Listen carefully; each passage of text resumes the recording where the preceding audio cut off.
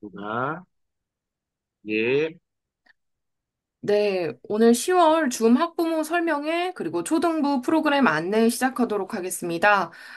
저는 일단 평촌 배움터에 출강하고 있는 주선아입니다. 잘 부탁드립니다. 네, 초등 문해력 지금 시작해야 합니다라는 주제로 이제 발표 진행해 보도록 하겠습니다. 네, 먼저 이제 요즘 학생들이랑 수업하면서 그리고 학부모님들과 같이 이제 상담을 나누다 보면 이런 말을 많이 듣게 됩니다. 어머님들께서 이제 아이랑 대화를 하다 보면 아니 이런 단어도 몰라? 라고 생각하실 때가 좀 많다고들 많이들 얘기를 하세요. 저도 보면 친구들이랑 수업을 할 때 중학교 1학년 친구들임에도 불구하고 현대 소설에 나오는 홀어머니라는 단어를 모른다든지 초등학교 6학년인데도 불구하고 이목구비라는 단어를 모른다든지 하는 식으로 요즘 어휘력의 위기가 조금 느껴지고 있다고 저도 보고 있습니다. 그리고 또 아이들이 책을 열심히 읽은 것 같긴 한데 보고 나서 잘 읽었니? 라고 물어보면 어땠어? 라고 물어보면 그냥 괜찮았어 라고 말하는 경우가 좀 많죠. 뭐가 괜찮았는데? 라고 물어봐도 그냥 이라고만 말하곤 합니다. 그래서 자기 생각을 말하는 거를 조금 어려워하는 친구들이 많아지고 있어요. 그래서 지금 학원에서도 어떤 게 좋았니? 라고 말하면 좋긴 했는데, 아, 선생님, 단어가 생각이 안 나요. 라고 말하는 친구들이 꽤 많습니다. 그리고 이러한 어휘력과 표현력의 문제를 어떻게 보면 야기하고 있는 궁극적인 문제, 핸드폰, 스마트폰의 문제도 있죠. 그래서 집중력의 위기도 같이 이제 시작되고 있다고 저는 느끼고 있습니다. 아, 참고로 저희 학원에서는 이런 스마트폰 문제 때문에 학원에 오면 스마트폰을 걷어서 쉬는 시간에도 보여주지 않고 있습니다.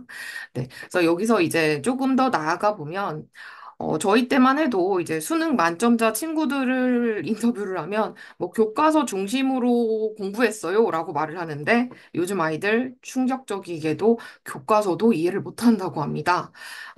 EBS에서 진행했던 문해력 다큐멘터리였던 당신의 문해력이나 책맹인류 같은 걸 이제 주로 기획 연출하신 이제 민정훈 김지연 선생님께서 이제 이런 책을 내셨는데요. 이 책 속에서도 문해력 격차라는 책인데 이 책에 이제 다큐멘터리 내용들이 좀 잘 정리되어 있어서 제가 좀 봤는데 중학생 친구들, 중학교 친구들을 대상으로 조사를 해보니까 무려 9%, 8% 정도 친구들만 교과서를 혼자서 이해할 수 있는 능력이 있었다고 합니다. 그래서 나머지 친구들은 혼자서 교과서를 읽고 이해를 못하는 수준이라고 보시면 되는 거죠. 그래서 이 얘기는 즉 자기 주도 학습을 하지 못한다라는 이야기예요. 그래서 혼자서는 공부를 못하고 결국 학원이라든지 이런 설명 같은 걸 들어야지만 그 내용을 파악할 수 있는 상황이라는 겁니다. 그것이 이어지는 문제는 이제 학습 효율성이 떨어진다라는 건데요. 학습을 할 때 사실 가장 좋은 방법은 핵심이 정리되어 있는 그 글을 스스로 읽고 빠르게 파악을 해야 되는 건데, 결과적으로는 그런 식으로 교과서를 읽고 핵심 파악을 스스로 하지 못하다 보니까 인터넷 강의, 학원 강의에 의존할 수밖에 없는 상황이 되고, 안 그래도 공부할 게 많은 우리 아이들이 이런 강의나 이런 걸 듣느라고 시간을 더 쓰게 된다는 것입니다. 이런 상황을 지금 악화시키는 게 어떻게 보면 인공지능이라고 볼 수 있을 것 같아요. 사실 제가 여기서 과의존이라고 썼는데 이미 과의존 단계로 지나가고 있는 친구들이 있습니다. 지금 보면 챗GPT 이용하는 아이들 정말 많이 늘어나고 있고요. 저희도 중등 수업을 하다 보면 한 반에 한 명 정도는 눈에 띕니다. 그리고 사실 저는 이게 예견된 결과라고도 생각을 해요. 왜냐하면 동기부여가 안 된 공부를 하다 보니까 그럴 수밖에 없다고 생각을 합니다. 바쁜 시간, 그리고 아이들 보면 끊임없이 주어지는 숙제 속에서 이걸 왜 해야 되는지도 모르고, 그리고 그냥 답을 적당히 맞춰서 성적만 좋은 성적을 맞추면 잘했다라고 하는 사회 속에서 이걸 그냥 친구들은 빨리 끝내고만 싶은 거예요. 하고 싶지는 않고. 거기다가 그럴듯하게 괜찮아 보이는 성과는 이제 내고 싶은 거죠. 그렇다 보니까 그럴듯한 답을 주는 챗GPT에 의존을 하게 됩니다. 근데 이제 여기 두 번째에도 써놨지만 안타까운 지점은 자기가 AI가 써준 답을 이해를 하지도 못해요. 왜냐면 거기에 써 있는 어휘가 무슨 뜻인지 모르거든요. 그래서 대부분의 아이들이 써온 답 중에서 이제 챗GPT를 썼다라는 게 걸리는 이유가 어휘 부분 때문이에요. 저희가 이제 아이들의 어휘력이 요즘 얼마나 안 좋은 상황인지 알고 있기 때문에 답을 보면 이것은 이 아이가 쓸 수가 없는 답인데 이제 써놓는 경우가 좀 있습니다. 그런 걸 보면 이제 챗GPT를 쓴다라는 게 딱 티가 나죠. 그러니까 안타깝지만 자기가 베껴 쓴 답조차도 이해를 못하고 있는 상황이라고 보시면 됩니다. 요거에 이제 연관 지어서 AI와 연결해서 이제 스마트폰이 결국 어떻게 보면 더 궁극적인 원인을 제공하고 있다고 보는데요. 여기서 이제 간단히만 말씀드리자면 이 니콜라스 카라는 미래학자는 이제 우리는 온라인에서 더 이상 생각을 하고 있지 않다라고 말하고 있습니다. 그래서 지금 보면 우리가 어, 인터넷 기사나 이런 걸 볼 때 훑어보기를 주로 하게 되죠. 중요한 단어 위주로 슉슉 보게 되는데 아니, 뭐 훑어보는 것도 능력 아니야? 라고 생각할 수는 있습니다. 하지만 중요한 거는 훑어보기에서 멈추는 게 아니라 그게 그냥 읽기 습관이 되어버린다라는 건데요. 그렇기 때문에 결과적으로 그 핸드폰을 통해서 글을 읽는 것은 결국 긴 문서를 읽어내는 능력을 떨어뜨리고 그리고 다양한 정보 자극 때문에 주의력도 산만해지게 됩니다. 기억에도 잘 남지 않고요. 그래서 마지막으로 여기 이제 노란색 부분을 보시면 스마트폰이라는 게 존재 자체만으로도 인지 능력에 영향을 미치기 때문에 아이가 스마트폰을 갖고 있더라도 공부를 할 때는 자기 공부방에 두는 게 아니라 다른 장소에 둬야 된다고 합니다. 만약에 어린이 보호용 락을 걸어 놓으셨다고 하더라도 그 옆에 있다는 이유만으로도 충분히 방해가 된다는 연구 결과가 있습니다.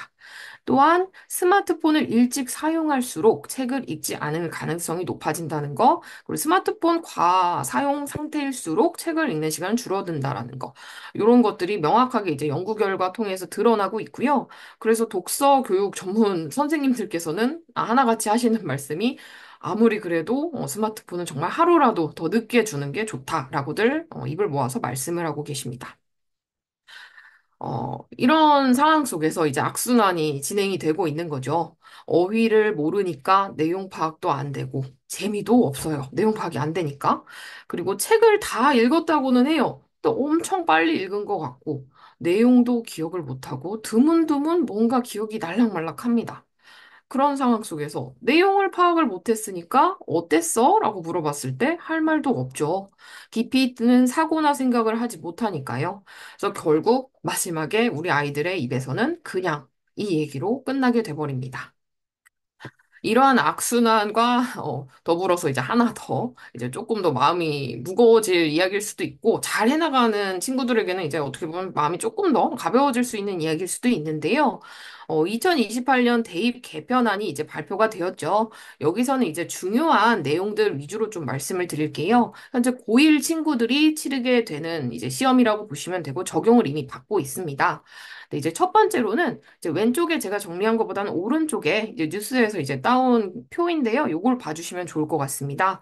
먼저 첫 번째로 선택 과목들이 사라지고 다 공통 과목이 이제 중심이 되게 됩니다. 그래서 국어, 수학, 통합사회, 통합과학 요렇게 이제 치르게 되는데요. 결국 선택 과목을 통해서 특정 부분을 이제 좁고 깊게 파는 게 아니라 다양한 지식들을 통해서 기본 지식을 이제 다양한 분야를 통해서 기본 지식을 쌓는 게 이제 중요해지는 것 같습니다. 이제 더 추가적인 지식은 사실 인공지능이나 더 많은 정보들이 충분히 구할 수 있기가 쉬워졌기 때문에 기본적인 지식들, 그런 전문 지식을 이해할 수 있는 기본 지식을 파악하고 그리고 또 문제에서는 구체적인 사례가 보통 제시가 되거든요. 그럼 그 구체적인 사례를 보고 나서 내가 봤던 기본 지식과 이게 어느 분야에서 관련이 되는지, 그래서 이걸 보고 그 구체적으로 제시된 글을 보고 분석하는 능력, 독해력이 중요하게 됩니다.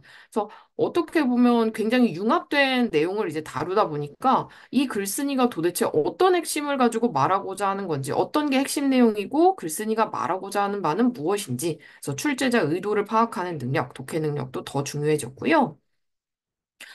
그리고 또 두 번째로는 내신이 이제 9등급에서 5등급제로 단순화가 되면서 1등급이 상위 4%에서 10%로 확대가 됩니다. 1등급을 받기가 좀 쉬워졌다는 말인데요. 하지만 문제는 2등급이 너무 커졌다는 겁니다. 그래서 과거에 이제 3, 4등급이 거의 2등급으로 포함이 되게 되다 보니까 1등급 친구들은 이제 1등급이 되는 건 조금 더 쉬워졌을 수 있으나 1등급이었다가 한 발 잘못 뒤져서 2등급으로 내려갈 경우에 타격이 좀 커지게 돼요. 그래서 철저하게 실수 없이 준비해야 되고 또 집중하는 능력이 필요하게 됩니다. 그리고 여기에는 쓰여져 있지 않지만 수업 스타일의 변화도 있는데요. 이제 고교 학점제입니다. 현재 고1 친구들은 이미 시행 중인데요. 저희가 이제 고등학교 때 같은 교실에서 계속 수업을 받는 게 아니라 대학교처럼 자기가 원하는 수업을 선택해서 이제 교실을 계속 바꿔가면서 수업을 듣습니다. 그래서 대학처럼 과목 선택, 그리고 이수 학점이 이제 충족이 되어야 됩니다. 그래서 요 교과 학점제에서 특히 유리한 친구들은 어떤 학과에 가고 싶은지, 그리고 그 학과에 가서 어떤 꿈을 펼치고 싶은지가 명확하게 정해져 있는 친구들이 확실히 더 유리하고 한 발 앞서 나가게 될 수 있어요. 그리고 그렇기 때문에 친구들이 사실 이른 시기에, 어떻게 보면 초등학교 중등 시기에 수많은 독서를 통해서 자신의 조금 더 관심사나 이런 것을 조금 더 좁혀나가는 게 중요하겠죠.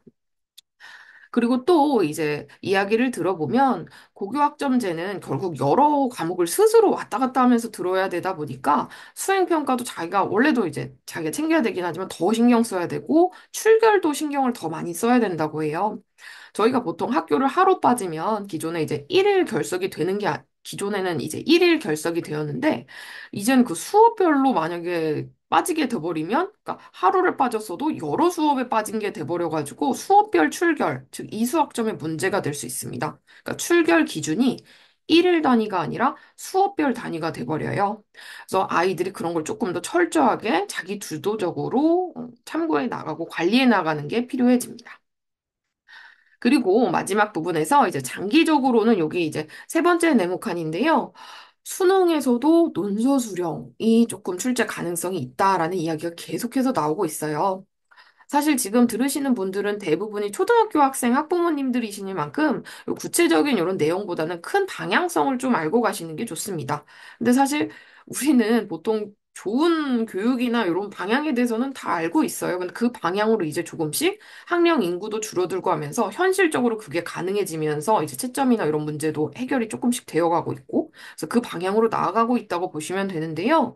그래서 수능에서도 논서 수령이 조금 더 강화가 된다는 얘기가 나오면서 생겨난다는 얘기가 나오면서 내신에서도 이에 발맞춰서 지필고사에서 그러니까 그 중간고사, 기말고사에서도 논서 수령 출제가 조금 많아지고 있고 심지어 이제 몇몇 학교에서는 지필고사에서 거의 100% 이제 논서 수령 평가인 경우도 있습니다.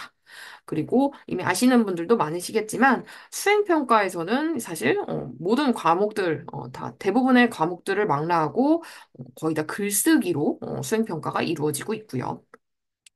그래서 지금 결국 제가 앞서 다뤘던 교육 과정이 이렇게 점진적으로 개편이 되고 있고 우리 아이들 문해력은 또 그런 상황 속에서 저하가 되고 있고 집중력도 위기를 맞고 있는 상황에서 정말 필요하다 하는 것은 너무 당연하겠지만 바로 독서입니다.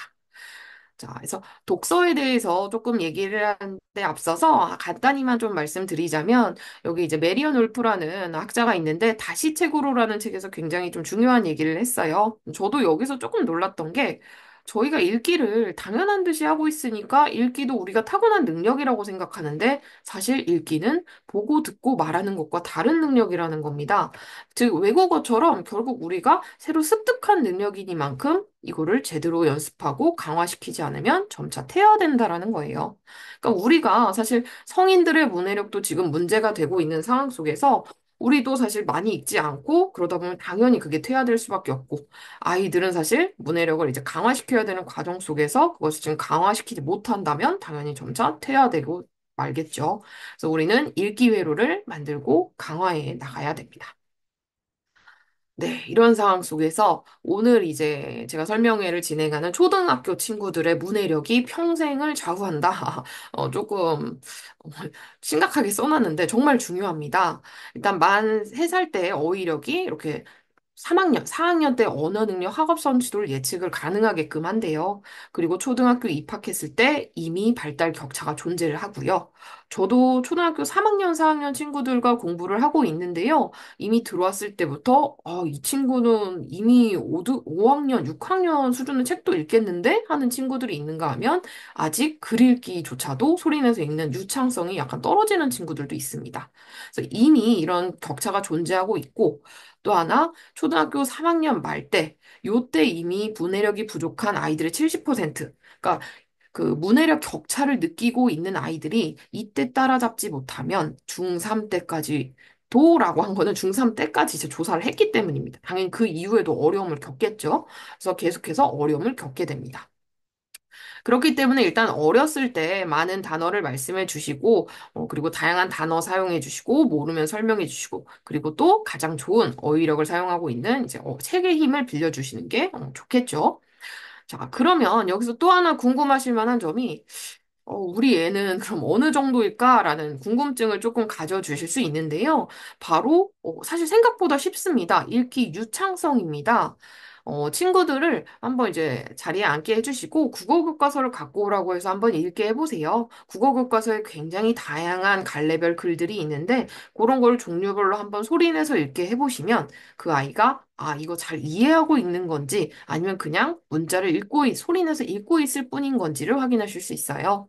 그래서 읽어보는 것을 보면 이 아이가 중요한 내용을 딱 강조해서 읽고 문장 구조를 파악해서 끊어 읽기를 잘 하고 있는지 이런 것만 봐도 이 아이가 잘 읽고 있구나 확인할 수 있습니다. 그래서 여기 마지막 정리하는 부분을 보시면 결국 소리를 유창하게 내서 읽을 수 있다라는 건 소리를 내고 글자를 파악하는 해독에는 에너지를 이제 적게 쓰는 거예요. 자동화가 됐어요. 그러니까 당연히 거기에다가는 에너지를 덜 쓰고 이해하고 사고하고 추론하는데 더 많은 에너지를 이제 쓸 수 있다는 의미입니다. 이런 아이들은 훨씬 더 글을 쉽게 읽고 더 빨리 읽고 그런데도 더 많은 지식을 가져가고 할 수 있겠죠. 네. 그러면 여기서 이제 또 하나 문제가 되는 지점이 이제 글을 어느 정도 읽게 되었을 때, 책을 재미있게 읽으려면 바로 동기부여입니다.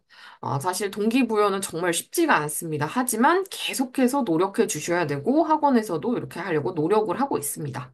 하지만 사실 책을 자율적으로 읽는 것과 학원은 어떻게 보면 조금 반대되는 방향이 있다고도 볼 수 있어요. 일단은 재미있게 읽는 데 있어서는 자율성이 핵심이라고 보시면 됩니다. 좀 놀라운 조사 결과가 있었는데요. 아이들이 보통 3학년 정도까지는 책을 즐거워하면서 잘 읽습니다. 그런데 4학년, 5학년부터 급격하게 책을 좋아하는 비율이 줄어들고 책을 일주일에 한 권도 안 읽는 경우가 좀 많아집니다. 그게 어떻게 연관이 되나 한번 조사를 해봤더니 독서 흥미가 떨어지는 4, 5학년 때가 바로 독서 자율성이 급격하게 떨어지는 시기라고 합니다. 그러니까 이때부터는 이제 아이들이 읽고 싶어 하는 것 못 읽게 하시고 공부에 도움이 될 것 같은 책만 이제 주어주다 보니까 숙제처럼 주다 보니까 아이들이 그때부터는 이건 그냥 재밌는 게 아니라 그냥 공부일 뿐이구나라고 생각하면서 흥미를 잃게 되고 책을 좋아하지 않게 된다는 거죠. 그러니까 일단 기본적으로는 아이들이 스스로 선택한 책을 읽을 때 진짜 즐거움을 느낄 수 있다라는 거 알아주시면 좋을 것 같고요. 그리고 두 번째로는 좋은 감정의 힘이라는 건데요. 독서 행위에 대해서 지금 좋은 감정을 가지는 것, 그러니까 독서 자체가 좋은 거다. 근데 이런 감정을 가지려면 결국 자기가 좋아하는 책을 읽어야겠죠? 좋아하는 분야에 대한 책을 읽어야 되고요. 근데 그런 감정을 가지는 것만으로도 문해력에 긍정적인 영향을 준다고 합니다. 그러니까 읽기 행위에 본인이 재밌는 걸 읽으면서 즐거움을 느끼면 자기가 읽기 능력이 뛰어나다고 생각을 하고 더 많은 책에 손이 간다라는 거예요. 그러니까 이제 충분히 글을 읽고 내용을 이해하고 다시 한번, 이거 한 번 더 읽고 싶어 라는 마음을 가지는 게 많은 양을 다독하는 것보다도 어떻게 보면 더 중요하다고 볼 수 있습니다. 그래서 또 하나 이제 마지막으로는 그래서 끝내주게 재밌는 경험. 내가 오롯이 이해하면서 내 생각을 펼치고 그 내 관심 분야에도 관련이 있는 이런 책들을 읽은 경험이 없다면 당연히 책을 재미있게 읽을 수 없겠죠. 그래서 이런 경험을 만들어 줄 수 있도록 학원에서도 노력을 하지만 가정에서도 이런 경험을 할 수 있도록 도움을 주셔야 됩니다.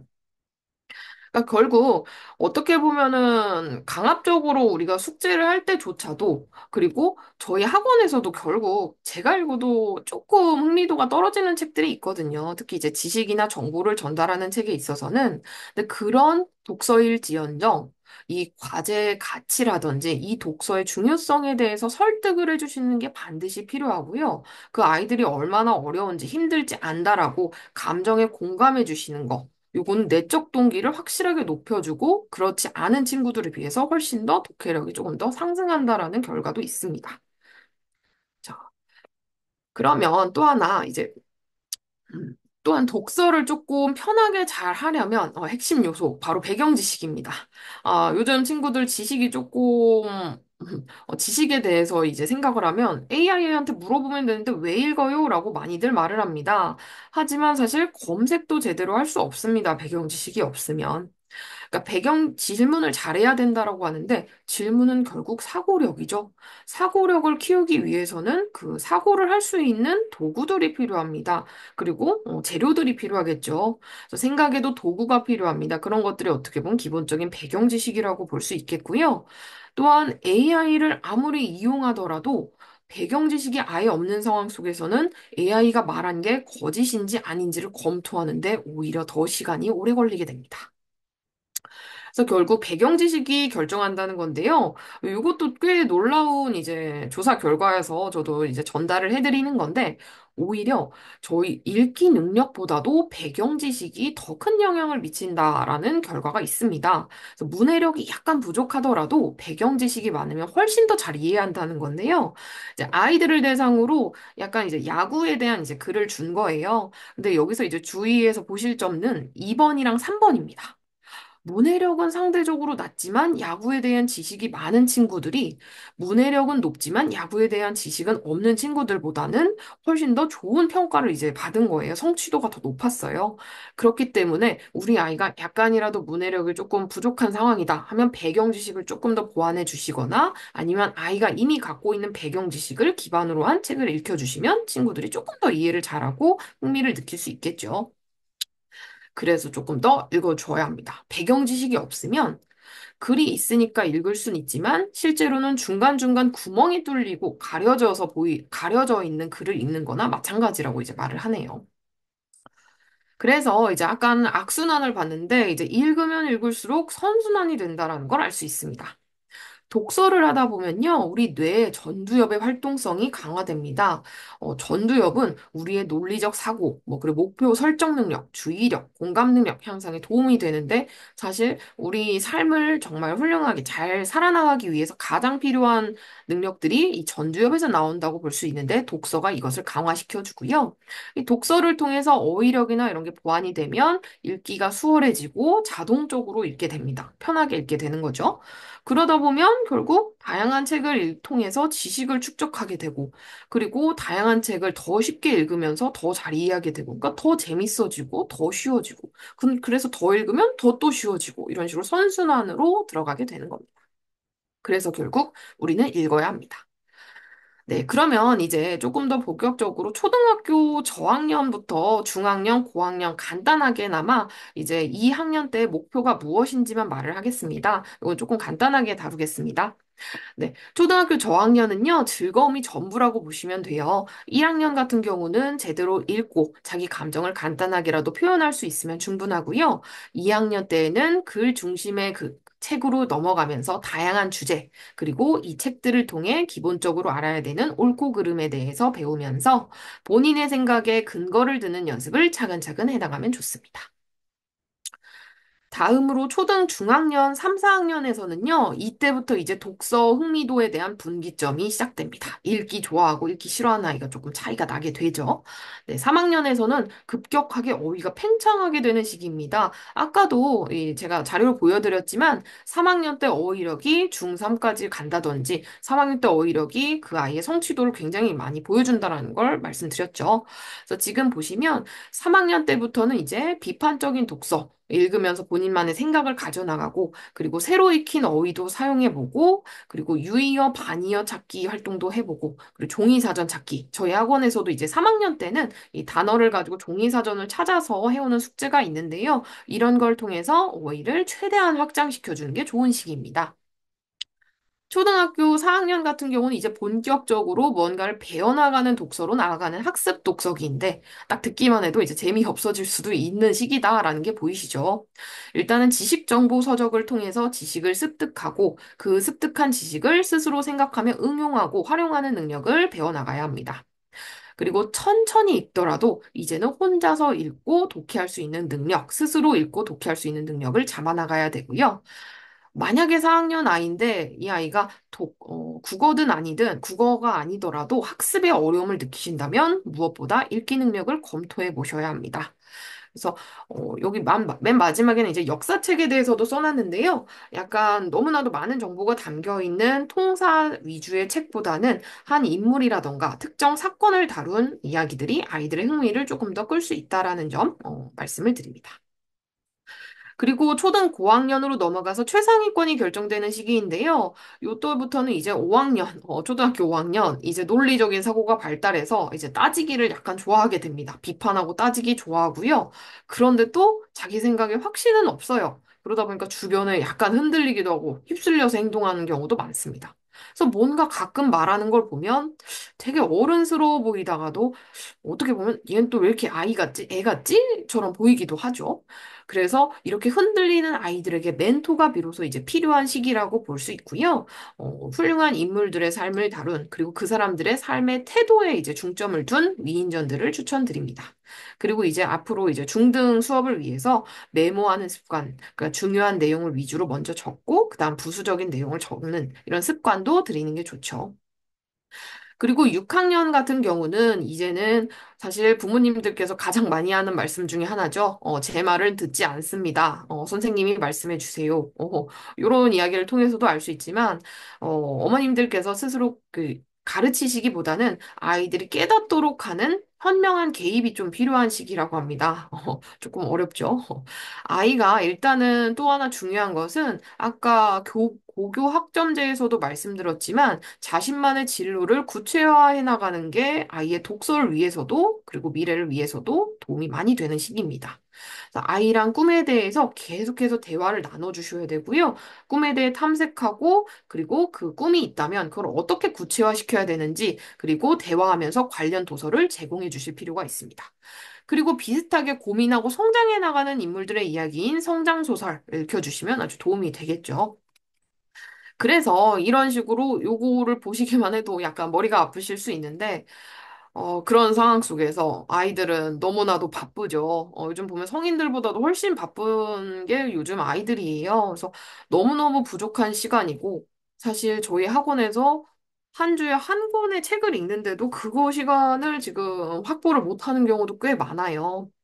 그런데 그런 부족한 시간 속에서 그래도 시간을 조금이나마 내서 한다면 효율적인 독서가 되는 게 좋겠죠. 그래서 저희 학원에 어떻게 보면 모토가 되는 말이라고도 볼 수 있는데요. 한 명이 10권을 읽는 것보다 10명이 한 권을 읽고 이야기하는 게 훨씬 더 낫다라는 마음가짐으로 이제 저희 CNA 이야기를 조금 더 해보도록 하겠습니다. 저희 CNA 프로그램 일단 핵심은요, 선정도서가 이제 굉장히 좋다는 건데요. 강사들이 일단 저를 포함해서 이제 계신 강사들이 같이 팀을 이뤄서 계속해서 보면서 그걸 추천 도서나 이런 걸 보면서 교육 과정에 꼭 필요한 도서를 선정합니다. 그래서 교육 과정에 연계되게끔 그래서 저희가 책의 그 워크북을 보시면 몇 학년 몇 학년에 어떤 과목과 관련이 있다. 그리고 어떤 챕터와 관련이 있다도 다 써져 있어요. 그리고 현장 강사들이 직접 읽고 선정한 것이고, 문학과 비문학 균형 잡힌 구성으로 이루어져 있습니다. 자, 여기서부터는 조금 이제 워크북을 실제로 보여드리겠는데요. 이제 기본적으로 이제 워크북을 펼치면 이제 3학년 정도부터는 이런 식으로 이제 독해가 나와 있습니다. 맨 첫 번째 페이지. 아이들이 이제 사실 수능에서 가장 어려운 부분 중에 하나인 이제 독해 부분, 비문학 독해에 대한 문제들이 이제 하나씩 나옵니다. 그래서 아이들이 비문학 독해에 조금 익숙해지고, 그리고 중요한 단어 찾기 같은 걸 같이 진행을 하면서 이 짧은 글이지만 조금씩 자기가 이번 주에 읽어온 책과 관련된 비문학 글을 읽으면서 비문학 문제, 그리고 비문학 문제 유형에 대해서 조금 더 익숙해지는 시간을 가지게 됩니다. 그리고 나서 이제 CNA 프로그램에서 이제 또 하나 필수적인 어휘를 학습하는 부분이 있는데요. 맨 왼쪽은 2학년, 그리고 중간은 4학년, 오른쪽은 6학년입니다. 이 단어들을 통해서 지금 보시면 아시겠지만 중요한 아이들이 기본적으로 알아야 되는 일상 단어들, 그리고 한자 단어들, 그리고 또 하나 학습 도구어라고 하는 교과서를 읽을 때 중요한 개념들을 다루는 어휘들을 이 어휘 과목을 통해 어휘 부분을 통해서 배우게 됩니다. 그래서 아이들이 수업 시간에 단순히 이 문제를 풀고 외우고 끝나는 게 아니라 실제로 어떻게 쓸 수 있는지 여기서 두세 개 정도를 골라서 선생님들께서 문장을 한번 써보라고 시켜주세요. 그래서 그런 걸 통해서 실제로 사용하는 방법까지 어떤 맥락에 맞춰서 써야 되는지까지 배우게 됩니다. 그리고 다음 부분은 이제 독서 문제인데요. 아이들이 당연히 책을 이제 잘 읽어오는 경우도 있지만 잘 못 읽어오는 경우도 있습니다. 그런 경우를 선생님이 파악하는 시간이기도 합니다. 스스로 파악하는 시간이기도 하고요. 그래서 독서 부분에서는 일단 글 내용의 중요한 내용을 파악하는 문제들이 제일 출제가 돼요. 그래서 오른쪽 문제를 보시면 아시겠지만 인물들에 대한 문제, 그리고 또 중요한 사건, 그리고 배경에 대한 문제들, 즉 글의 핵심 요소에 대해서 다시 한번 파악하게 하고요. 친구들이 이 문제를 읽으면서 나는 나름 읽은 것 같은데 이거 파악이 잘 안 됐네? 이런 식으로 스스로가 어떻게 이해했는지 파악하는 메타인지 강화하는 데도 도움이 되는 부분이라고 보시면 됩니다. 그리고 또 하나, 이제 여기에는 없지만 이제 찾아 쓰세요라고 하는 부분들도 있어요, 문제에서. 그리고 기본적으로 문제들이 가장 중요한 부분들을 위주로 이제 출제가 되었기 때문에 아이들이 그 문제를 반드시 풀려면 그 부분을 다시 한번 재독하게끔 됩니다. 그래서 중요한 부분을 재독하는 효과도 있고요. 그리고 마지막으로는 강사가 이걸 보고 아이들이 얼마나 파악해 왔는지, 그리고 얼마나 문제에 성실하게 풀어오고 임했는지도 알 수 있는 부분일 수 있습니다. 네. 그리고 이제 루브릭이라고 하는 독서 부분에서 이제 한 문제씩 추가가 되어 있는데요. 루브릭이라는 거는 요렇게 평가 기준을 말합니다. 저희가 이제 A, B, C로 이제 평가 기준을 내용과 형식으로 나눠서 이제 출제를 하는데요. 조건에 맞춰서 써야 하고요. 그래서 아이들이 문제와 조건에 맞춰서 글을 쓰고 스스로 이렇게 써야 되는 거구나라는 거를 감을 잡아나가는 활동이라고 보시면 될 것 같아요. 그래서 사실 아이들 입장에서는 이게 어떻게 평가가 되는지 잘 모르는 경우가 많습니다. 그래서 어떻게 써야 되는지 더 모르는 경우가 많고요.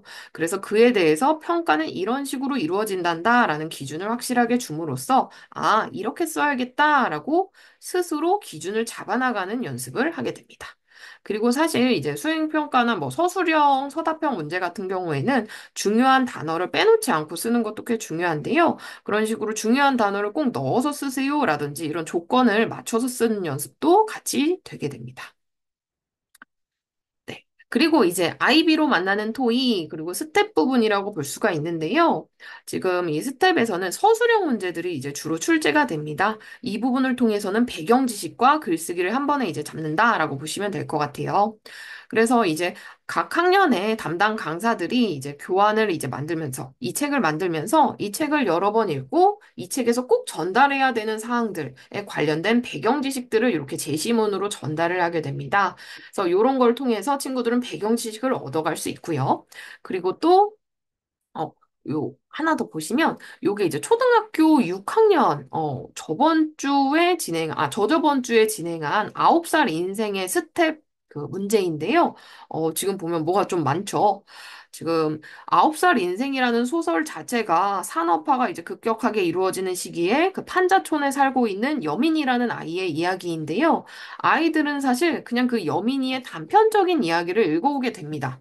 하지만 그 소설을 잘 이해하려면 결국 그 시대 우리나라의 시대적 배경, 그리고 산업화의 개념에 대해서 잘 이해할 필요가 있어요.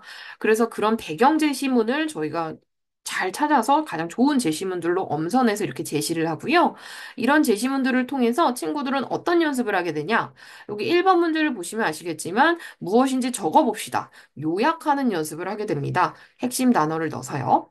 그리고 또 요약이 약간 어려운 경우에는 저희가 이런 식으로 중요한 단어를 배치해서 잘 흐름을 파악할 수 있도록 돕기도 하고요.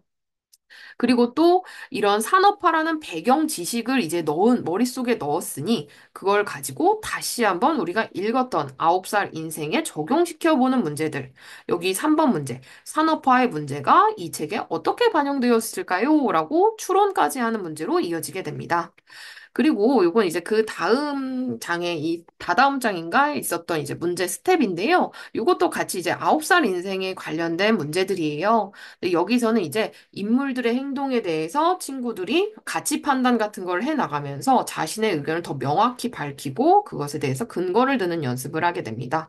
이런 식으로 글을 읽고 자신만의 생각을 정리해서 말하는 것은 앞으로 고교 입시라든지 대입에서도 면접에서도 충분히 필요한 능력이기 때문에 이 과정을 통해서 그런 게 보완되게 됩니다.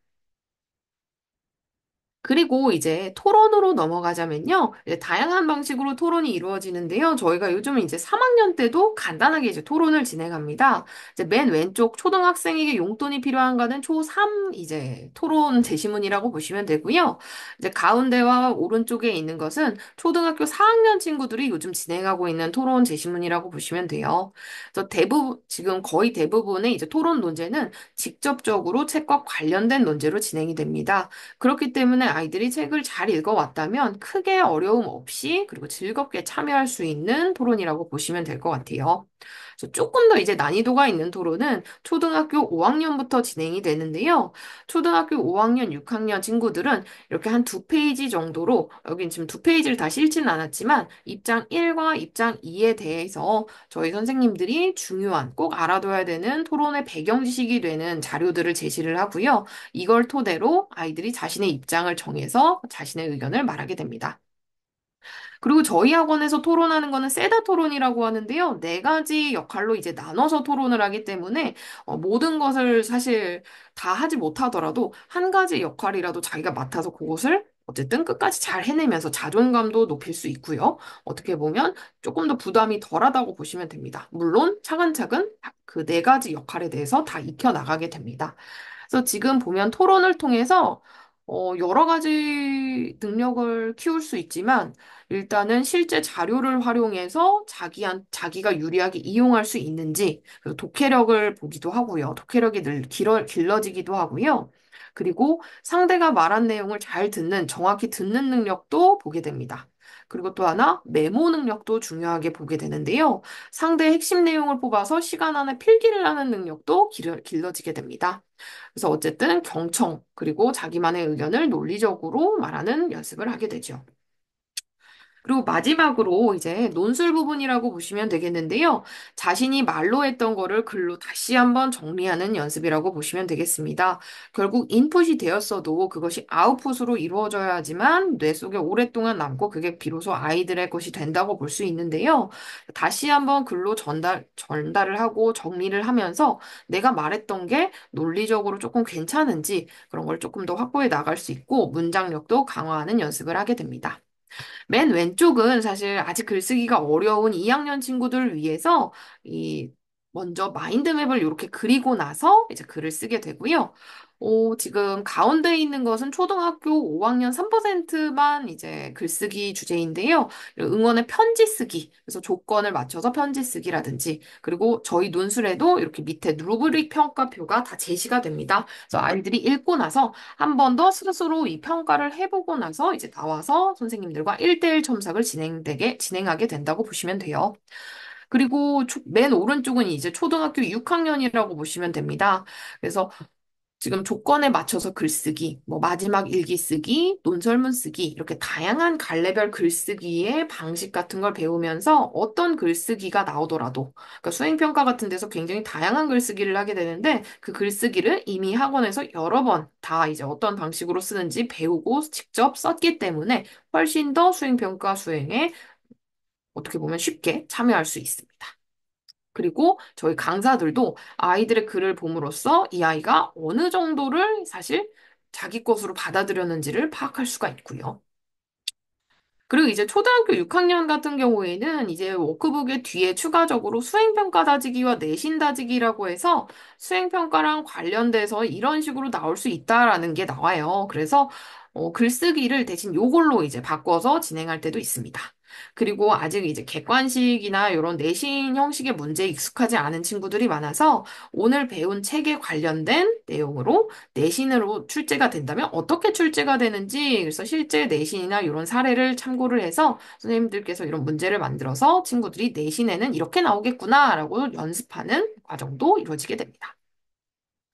네, 그래서 이제 마지막으로 저희 11월 계획서를 조금 안내 드리려고 하는데요.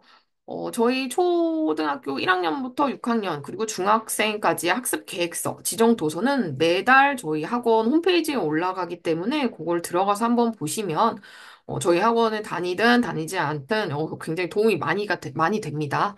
그래서 사실 이런 식으로 앞부분에 어떤 걸 목표로 하는지가 나오기 때문에요. 그리고 여기서는 교과 연계라고 해서 지금 몇 학년 몇 학기, 어떤 과목, 그리고 어떠한 과정에서 이것을 조금 더 참고할 수 있는지가 나오기 때문에 어머님들께서 우리 아이가 지금 뭘 배우고 있는지에 대해서 알기 쉽게 정리가 되어 있으니 참고 부탁드리겠습니다. 네, 그러면 간단하게 11월 초등 선정도서 설명 조금 드리고 오늘 발표를 마무리하도록 하겠습니다. 1학년은 이제 리더십을 길러요라고 해서 네 개의 책을 읽게 되는데요.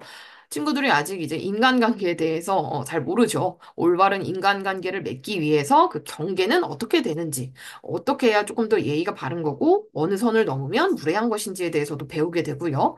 그리고 어려운 이웃들을 돕는 마음에 대해서, 그리고 그런 노력을 해나가는 사람들에 대해서도 배우게 됩니다. 그리고 초등학교 2학년 같은 경우에는요, 잠시만요. 죄송합니다. 네. 초등학교 2학년 같은 경우에는 리더로 자라나기 위한 질문 수업이라고 해서 4차 산업 혁명 시대의 핵심 역량인 사시라고 하네요. 비판적인 생각, 창의성, 그리고 소통 능력, 그리고 협력 능력을 기르는 데 중점을 두고 있습니다. 그래서 다양한 질문들을 통해서 아이들이 사고력을 좀 키울 수 있도록 하고, 그리고 두 번째 책 보시면 아시겠지만 경제 개념 같은 것에 대해서도 조금 더 배울 수 있습니다. 그래서 아이들이 올바른 가치 판단을 해나갈 수 있도록 돕는 책들이라고 보시면 되겠습니다. 초3 같은 경우는 이제 좋은 습관. 우리 요즘 루틴이라는 것도 굉장히 인기가 많은 개념인데 아이들에게도 이제 좋은 습관이 얼마나 중요한지 그래서 자기 생활을 돌아보고 앞으로 성장을 대비하자라는 의미에서 이제 주어진 네 가지 책입니다. 그래서 식습관에 대한 이야기, 뭐 글씨를 어떻게 써야 되는지 그런 생각들을 그리고 환경에 대해서 고민해보고 그리고 자기의 꿈에 대해서 나아가는 것에 대해서 생각해보게 되고요. 그래서 좋은 습관이 단순하게 생활 습관을 넘어서 미래를 만들어간다라는 것을 아이들이 배우게 됩니다. 그리고 초4에서는 이제 시사탐구, 본격적으로 이제 학습 독서로 약간 넘어가는 느낌이 드시죠? 지식 독서를 조금 더 하게 되는데요. 초4는 이제 시사탐구라고 해서 법, 정치, 경제, 동물권에 대해서 배우게 됩니다. 그래서 우리 사회에서 우리가 겪게 되는 문제들을 파악하고 배려, 존중의 자세를 조금 더 익히게 됩니다. 그래서 배경 지식을 조금 더 쌓아가게 되고요. 사회 과목에 대해서. 그리고 초등학교 5학년, 그리고 초등학교 5, 3% 반, 3%는 이제 상위반이라고 보시면 됩니다. 그래서 초5와 초6 같은 경우는 이제 3% 반의 책이 이제 다른데요. 여기 초6에는 이제 3% 반이 따로 써져 있지 않은 이유가 저희가 베스트 컬렉션이라고 해서 이제 예비 중일 과정이 진행이 되는데, 그때부터는 이제 3% 반이랑 일반 반이랑은 책은 똑같이 진행이 됩니다. 그래서 그 점 참고 부탁드리고요. 일단 초5는 3% 반이랑 초5 일반 반이랑 거의 비슷한 내용인데요. 사회로 세상을 읽다, 사회의 숲, 정치, 경제, 법이라고 해서 초4부터 이어지는 사회 과목에 대해서 공부를 하게 됩니다. 그래서 경제, 법, 정치 주제로 수업을 진행하게 되고요. 뭐 경제 원리, 그리고 법의 가치, 정치적 개념에 대해서 배우게 됩니다. 그리고 사실 1년에 거의 한 번 정도 있는 활동인데요. 초5 아이들이 가장 좋아하는 자, 영화 활동이 한 번 끼어 있습니다. 그래서 스윙보트라고 하는 한 표의 중요성, 즉 선거의 중요성에 대해서 말하고 있는 영화를 학원에 와서 읽고 그에 대해서 논의를 하는 활동을 일주일에 네 주차 수업 중 한 번은 진행을 하게 됩니다. 자, 그리고 마지막으로 초등학교 6학년 같은 경우는 제가 아까도 말씀드렸지만 예비 중일 과정과 굉장히 직접적으로 관련이 되는데요. 여기서도 교과서 수필 다보기, 교과서 시 다보기라고 해서 중학교 과정 속에서 교과서에 등장하는 수필이나 시를 모아서 이제 한번 읽게 됩니다. 그래서 수필의 갈래별 특징, 시의 갈래별 특징에 대해서 알게 되고요. 직접 수필을 한번 써보고, 시도 한번 써보고 하면서 조금 더 이 갈래에 대해서 익숙해지고, 중학교 1학년에 올라가면서 익혀야 되는 책들, 그 내용들에 대해서도 훨씬 더 조금 더 미리 익힘으로써 편안하게 접근할 수 있도록 돕게 됩니다. 이렇게 지금 11월 달 프로그램은 안내를 드렸고요. 저희 CNA 논술에서도 지금 도우미이자 안내자로서 어머님들을 적극 돕겠습니다. 하지만 저희가 사실 할 수 없는 것은 더 심도 있는 아이들과의 대화, 그리고 아이들이 진정으로 무엇을 원하는지에 대한 관심을 확보하는 것, 그리고 책을 읽는 시간을 따로 확보하는 것은 사실 부모님과 아이가 대화를 통해서 맞춰 나가야 된다는 점을 꼭 전달드리면서 오늘 발표를 마치겠습니다. 감사합니다.